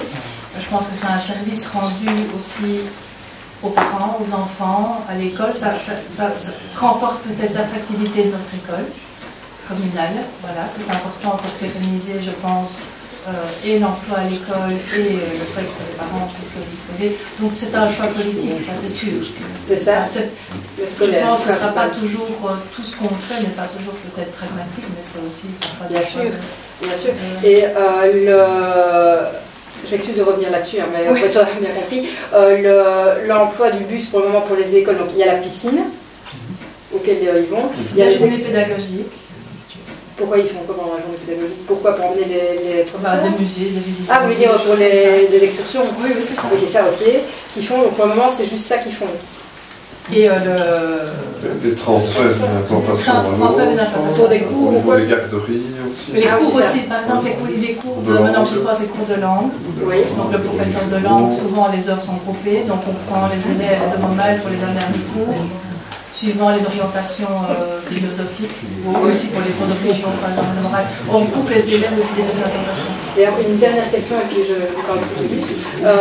Il y a, est-ce qu'on sait, je suppose que vous, oui, le taux de pénétration des enfants Remy-Courtois dans les écoles? Donc, autrement dit, quel est le pourcentage de Remy-Courtois dans les écoles de Remy-Courtois? Non, moi je ne sais pas. Je ne sais pas. Oui, moi je l'avais vu, c'est très important parce qu'il n'y a pas d'enfants d'autres villages qui viennent à Remy-Courtois, que très peu. En 2020-2021, c'était 37% en maternelle et 31% en primaire. Ce qui n'est pas très important. Oui, ce qui n'est pas très important du coup. L'enfant hors village. Hors village? Non, des Remy-Courtois qui viennent. Non, des Remy-Courtois qui sont inscrits à l'école de Remy-Courtois. C'est pas l'information jeune. Donc ils viennent essentiellement d'autres Remy-Courtois. Est-ce qu'il y a moyen d'avoir l'information pour la fois prochaine? Si on a évolué à ce niveau-là, on a remonté le pourcentage. À tout grand merci. J'ai encore une question par rapport à l'extraordinaire. Page 28, on parle des ventes de terrains à bâtir, non bâtis. Je vous ai déjà posé la question la semaine passée, mais la réponse n'était pas super tranchée, alors je peux vous la reposer. Donc on parle des terrains à bâtir, non bâtis, qui sont à Villebondu, donc des petits lots un peu plic-ploc, et un terrain rue Haute qui est devant le centre culturel, qui était celui qui était à l'époque destiné à devenir un parking. Est-ce qu'ils vont être mis en vente ou pas?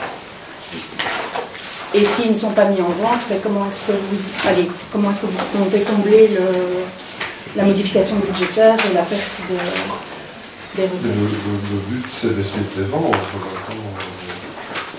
Oui, il y a eu une mise en vente en mensualité, mais ça n'a pas pu aboutir. Donc voilà, si on n'a pas d'utilité, on les remettrait en vente, mais on n'a pas encore débattu de ce point-là au collège. Donc, voilà.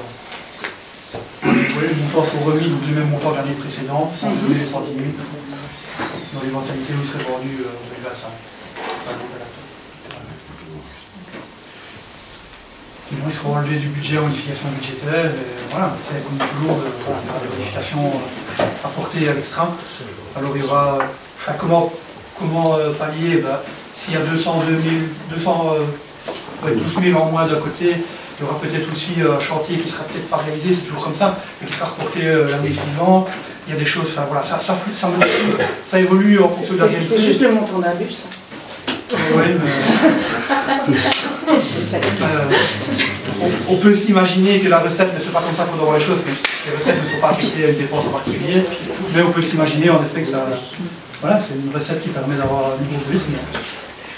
On verra bien. C'est aussi une fête dans le patrimoine, donc il faut réfléchir. Je peux vous poser une question. Si vous posez autant de questions, vous seriez contre, vous, l'achat, parce qu'on est ici pour débattre, si votre choix, quel serait le choix de votre groupe par rapport à ce bus communal?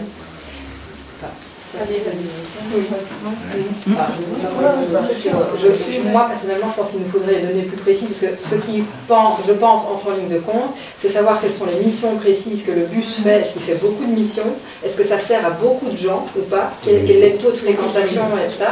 Et quel est le taux de pénétration des remis courtois dans les écoles? Si on se rend compte que le taux est de 30% et qu'il y a que 30% de remis courtois qui fréquentent les écoles, qui bénéficient de ça et que c'est 200 000 €, sauf si on faisait comme dit Géraldine, un switch entre le terrain et le bus, je veux dire, ça mérite. Donc moi, je mettrai la réponse en suspens sur base de ces informations-là, parce que c'est ça qui permet de déterminer l'intérêt de la mesure, qui est quand même une des mesures importantes du budget. Voilà, moi, je dis ça. Mais je suis tout à fait d'accord. On met un peu la charrue avant les bœufs en se disant, on va le mettre dans le budget de cette année, donc c'est vraiment de la première année de votre mandature, et donc c'est vraiment une de vos priorités avant même de savoir à combien il va être utilisé. C'est pour éviter évidemment d'en avoir beaucoup trop d'autres frais, parce que si on ne fait pas un achat dans l'année, il y aura énormément de frais à réaliser sur ce bus-là, ou alors on abandonne, et alors tout est en sous-traitance. Mais au niveau sous-traitance, ce sont des montants colossaux, avec beaucoup moins de services. Donc c'est un choix politique. Maintenant, il est mis au budget 25, comme on l'a dit, parce qu'on sait qu'il faudra le temps avant d'avoir, donc c'est une priorité. Mais le jour où, je veux dire, l'attribution serait sur la table, avant d'arriver peut-être même à envoyer une consultation, il y aura une analyse quand même qui serait faite pour voir un peu l'équipement du car. Bon, on a parlé aussi avec la personne qui le conduit, parce que c'est lui qui est le plus à même à nous dire un petit peu ce qu'il faut. Et la volonté, c'était de continuer à réaliser les missions qu'il fait pour le moment, et on aimerait bien pouvoir envisager d'autres missions, mais on doit analyser. Donc, c'est difficile à dire maintenant, mais on ferait une analyse chiffrée aussi, de dire combien est-ce qu'on en a de frais, combien est-ce si jamais on attend, combien est-ce qui serait vendu finalement, est-ce qu'on continue à perdre dessus. Il y a une analyse qui serait réalisée, voir un peu si... Moi, ce qui m'interpelle, j'essaie d'avoir la réponse, c'est le taux de pénétration. Enfin, pour moi, un enfant, c'est un enfant. Que ce soit dormi-court ou d'une autre commune, je veux dire, s'il vient à l'école dormi-court. Enfin, moi, c'est mon point de vue, mais bon, voilà. Alors,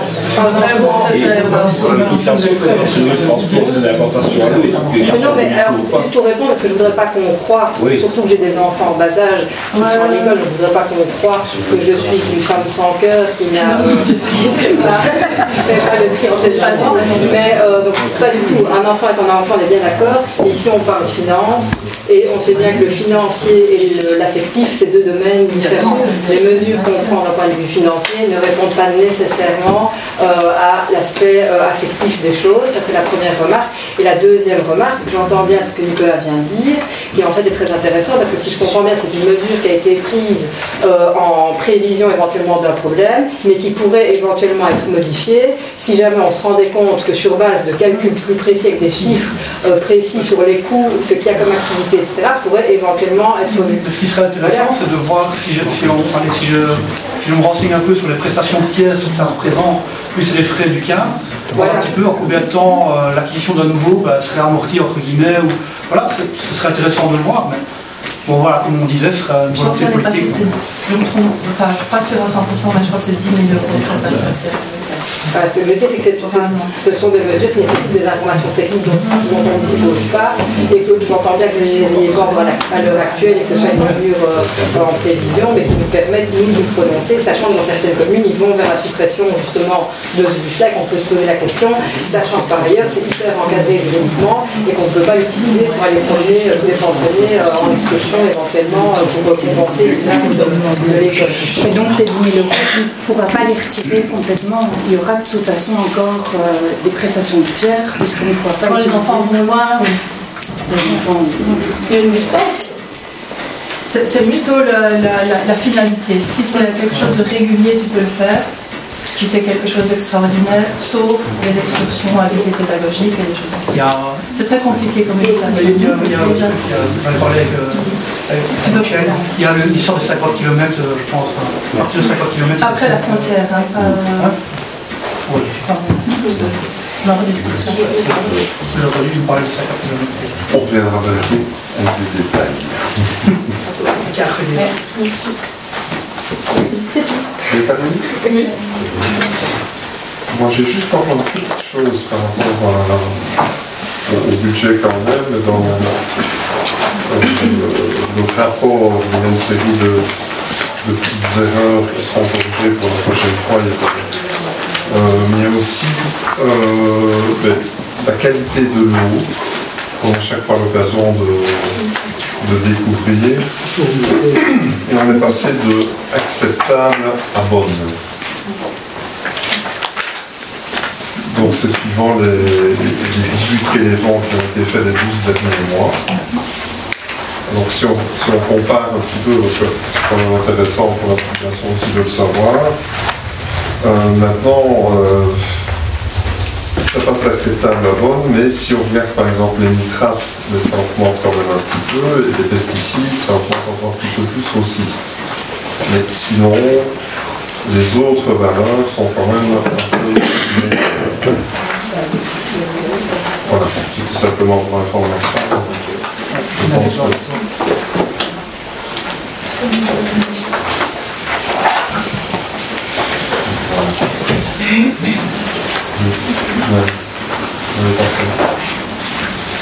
On peut passer au vote si vous avez quelque chose.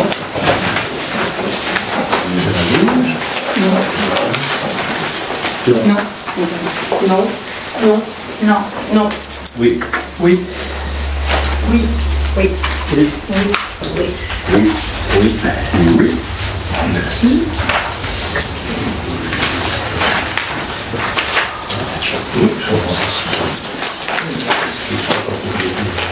Alors, le point suivant, c'est l'adhésion à l'assurance hospitalisation collective du service fédéral des pensions. Le service social collectif, c'est une ratification, puisque c'était passé au collège du 7 octobre. Collège Nicolas, donc un petit historique, il y a eu une reprise du service social collectif de l'Office des régimes particuliers de sécurité sociale par le service fédéral des pensions. Donc il y avait une assurance hospitalisation collective chez Etias, mais qui prendra fin le 31 décembre 2025. Et donc, l'ensemble des communes pouvaient donc adhérer à l'assurance hospitalisation collective proposée par le SPF. Donc, et ici, donc, pourquoi on devait répondre donc, pour le 15 novembre si on souhaitait participer donc, à ce marché, donc ce qui a été fait. Donc, c'est simplement une ratification ici. Le point suivant, donc le point 6, la zone de sport de Esbeil. Donc on en a parlé tout à l'heure au niveau du budget. Donc la contribution 2025 sera de 139 291 et 96 cents. C'est une contribution qui, si on en croit la province, devrait pour 2030 arriver à zéro, puisque la province va absorber normalement. C'est dans les cartons, quoi, mais ils prennent chaque année un petit peu plus. Voilà. Il reste encore 139 000 pour 2025. Donc là, c'est un point à voter. Laurent, oui. Enfin, si vous avez des questions, pardon. Oui. Laurent, oui. Oui. Oui. Ah oui. Oui. Oui. Oui. Oui. Oui. Oui. Oui. Oui. Oui. Oui. Oui. Et oui, merci. Le point suivant, c'est la zone de police de Esbeil, donc la dotation communale 2025. Si on fait un petit historique, en 2020, on avait 451 000 montants arrondis.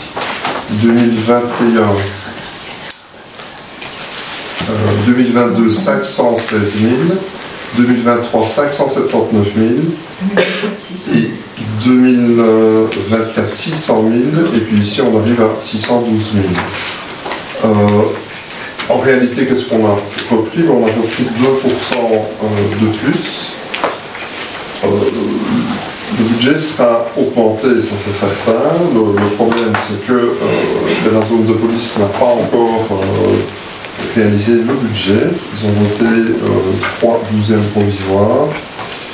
Et ce sera plus pourquoi? Parce qu'il y a notamment l'achat du bâtiment rue du Tram à Warren. Je ne sais pas si vous voyez l'ancienne gendarmerie. Donc qui sera intégré au bâtiment de la police. Donc tout ça n'est pas encore vraiment chiffré, donc tout ça va revenir en plus. Et c'est pas joli, mais bon voilà, ça va encore augmenter. Et malheureusement, on n'a pas beaucoup de choix que de nouveautés. Je ne sais pas si vous avez des questions.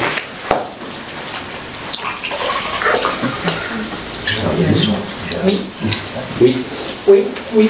Oui. Oui. Oui. Oui. Oui. Oui. Oui. Oui. Oui. Et oui, merci. Alors le point suivant, c'est la subvention au centre culturel de Retour. Là, le montant est inchangé, donc la subvention de fonctionnement de 93 000 € pour l'année 2025. Question? Laurent? Oui. Oui. Oui. Oui. Oui. Oui. Oui. Oui. Oui. Oui. Oui. Oui. Oui. Et oui, merci. Donc on en arrive aux communications. On a reçu une bonne nouvelle par courrier du 17 décembre 2024. Le gouvernement wallon nous a annoncé qu'il a signé l'arrêté ministériel octroyant la subvention d'un montant de 385 772,34 € pour la restauration de la tour et le clocher de l'église de Notre-Dame de Montmal. Donc merci à ceux qui se sont investis pour que ce dossier agisse et puisse se faire. Donc voilà, ça c'est une bonne nouvelle. Alors aussi, d'autres infos concernant l'école de Micourt, certains, je crois que Géraldine le sait, mais peut-être pas les autres. Donc l'année prochaine sera une année de rénovation de l'intérieur de l'école, donc ça va être beaucoup de travaux, estimés à peut-être 1,2 million, mais subsidiés à hauteur de 780 000 €. Mais ça va être, donc il y aura 4 lots, rénovation intérieure, toute l'électricité va être faite, enfin une partie, ventilation, remplacement de la chaudière et ventilation dans l'école. Et alors, la toiture aussi, il pleut dans l'école de Micourt. Si vous allez dans les classes, vous voyez qu'il y a des seaux et une autre coule dans les seaux. Et donc ça va être beaucoup de travail d'organisation évidemment pour impacter les enfants le moins possible. Parce que malheureusement, la durée des travaux va aussi être... enfin, ils seront là quand les travaux, en tout cas de l'extérieur, seront faits. Donc voilà. Au niveau des travaux extérieurs, évidemment, tout ce qui est isolation, puisqu'on va profiter pour isoler par l'extérieur, notamment la toiture, et les pignons extérieurs sont également isolés et recouverts d'un bardage par la suite. Donc on va réduire les consommations énergétiques. Logiquement. Oui, je ferai la même phrase. Communication donc, de Michel Piron. N'étant pas dans la possibilité d'être parmi vous ce soir pour raison médicale, je tenais tout de même à vous écrire ces quelques mots qui me tiennent à cœur. J'aimerais souhaiter à tous les membres du conseil communal, au personnel communal et bien sûr à tous les remis courtois de belles fêtes de fin d'année. Que 2025 soit une année riche en bonheur, joie et surtout bonne santé pour nos familles et nos proches. Que Remicourt s'unisse autour de projets et défis positifs et constructifs pour notre bien vivre ensemble commun. Au plaisir de vous voir. Bonne soirée à tous. Michel Piron. Voilà, merci Nicolas. Bon, quelques communications, mais vous avez vu dans les documents, mais c'est tout ce qui concerne les budgets des fabriques d'église qui ont été publiés, les taxes également qui sont revenues avec accord, et la vérification de l'emploi inscrit est correcte. Mais 2-3 petites communications en plus. Donc on vous avait dit par rapport à la rue de Poussey, donc les travaux de la rue de Poussey, on a eu une réunion avec les techs et suite à leur visite, il y a pas mal quand même de modifications qui doivent être faites au niveau des aménagements qui étaient prévus initialement. Et comme on l'avait dit, on souhaitait consulter les habitants de la rue. Et donc il y a une réunion avec les habitants qui sera réalisée le 9 janvier, parce qu'il faut qu'on avance quand même assez vite pour définir les différents aménagements dans la rue. De la rue de Poussey. De la rue. Autre manifestation qui aura lieu, donc c'est la rencontre citoyenne dont vous avez parlé. Donc elle aura lieu le 22 janvier. Ce sera l'occasion de présenter un petit peu à la population notre façon de voir les choses, de la manière de travailler, mais également de déterminer quels seront les sujets des réunions suivantes, de détacher un petit peu les différents thèmes qui seront abordés par la suite. Alors, on vous avait parlé aussi d'un planning au niveau des conseils communaux. Donc, ce sera pour la majorité chaque fois le dernier jeudi de chaque mois à 19h30, sauf en juillet où il n'y aura pas de conseil. Décembre, ça ce sera déterminé un petit peu en fonction du budget. Et les mois de mai et novembre, mais en tout cas parce que le dernier jeudi tombe un jour férié, donc ce sera pas jour 1. Mais il faudra voir en fonction des documents qu'on recevra des intercommunales. Mais sinon, tous les autres mois, ce sera chaque fois le dernier jeudi à 19h30. Et alors un tout petit rappel pour tout le monde et pour les personnes qui assistent aujourd'hui au conseil. Donc il y a des interdictions de réaliser des feux d'artifice en cette période de fin d'année. J'en ai parlé un petit peu moi, au collège de police, parce que évidemment l'interdiction est là, mais il y en a toujours, et ce n'est pas vraiment réprimandé. Mais si vous en constatez, vous voyez l'endroit d'où ils sont tirés, vous pouvez former le 101 sans aucun problème, et il y aura une permanence qui viendra, parce qu'il faudra à un moment donné que ça arrête, que ça s'arrête. Voilà. J'en ai terminé pour les communications. Je ne sais pas si vous avez des communications. Pas de communication, mais c'est des questions aussi. Pour la rencontre citoyenne du 22 janvier, c'est le soir et ici. Ce ne sera pas ici, ce sera au centre culturel, au centre cours, et c'est à 19h30. Et on est quand même citoyen, donc je suppose qu'on peut venir aussi. Bien sûr. Bien sûr.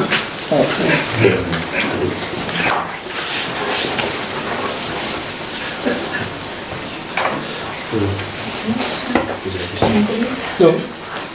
C'est plutôt une question pour pour vous. Est-ce que vous vous êtes positionné sur l'avenir de la Gazette des aînés?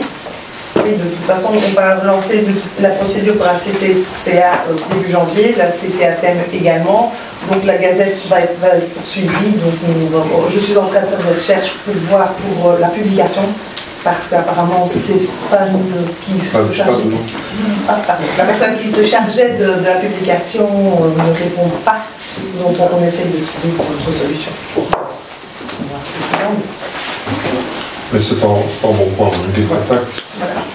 Donc aujourd'hui pour le PCDM, notamment pour Internet, et ça va très vite. Mais ils sont dans une période de congé évidemment puisqu'ils ferment demain midi. Donc ils ont pu le faire, encore celui-là maintenant, ils reprendront le 6 janvier. J'ai juste une petite chose, je ne sais pas si c'est maintenant qu'on peut aborder par rapport au rapport. Vous mettez dans le budget. Un petit aparté. Mais vous mettez ici les membres de la PECOR et qui sont responsables, la présidente, trésorière. Je vous ai dit, hein, il y a des erreurs, il y a pas mal de petites communes. Il y en a encore l'adapter. Il y en a encore beaucoup.